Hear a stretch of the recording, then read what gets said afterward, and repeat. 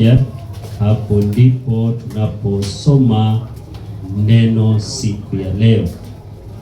Psalms chapter number 51. Psalms chapter number 51. Zaburi mlango wa 51. Zaburi mlango wa 51 kuanzia mstari wa kwanza mpaka mstari wa 17.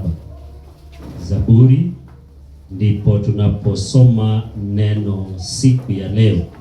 Naye soma naitwa James Karanja. Nimeokoka na Bwana Yesu ni Mwokozi wa maisha yangu. Somo tunalipata kutoka katika kitabu cha Zaburi, mlango wake ni wa 51. Psalms chapter number 51 from verse 1 to verse 17. Zaburi mlango wa 51 inasema: Ee Mungu, unirehemu sawasawa na fadhili zako, kiasi cha wingi wa rehema zako. Uyafute makosa yangu, unioshe kabisa na uovu wangu, unitakase dhambi zangu. Maana nimejua mimi makosa yangu, na dhambi yangu i mbele yangu daima. Nimekutenda dhambi wewe peke yako, na kufanya maovu mbele za macho yako. Wewe ujulikane kuwa una haki unenapo, na kuwa safi utoapo hukumu. Tazama, mimi naliumbwa katika hali ya uovu, mama yangu alinichukua mimba hatiani.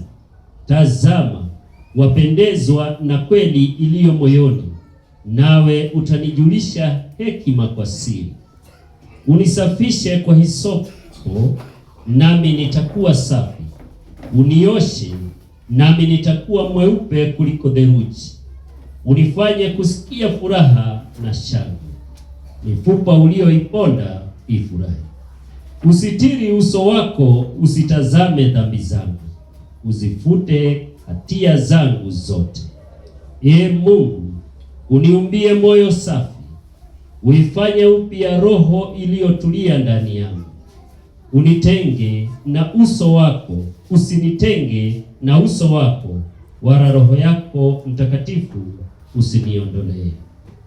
Unirudishie furaha ya wokovu wangu, unitegemeze kwa roho ya wepesi.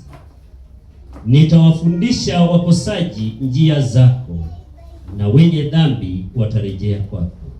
Ee Mungu, Mungu wa wokovu wangu, uniponye na damu za watu, na ulimi wangu utaimba haki yako. Ee Bwana, unifumbie midomo yangu, na kinywa changu kitazinena sifa zako. Maana upendezwi na dhabihu, au ningeitoa. Wewe huridhii sadaka ya kuteketezwa. Dhabihu za Mungu ni roho iliyovunjika, moyo uliovunjika na kubondeka. Ee Mungu, hutaudharau. Jina la Bwana lipewe sifa.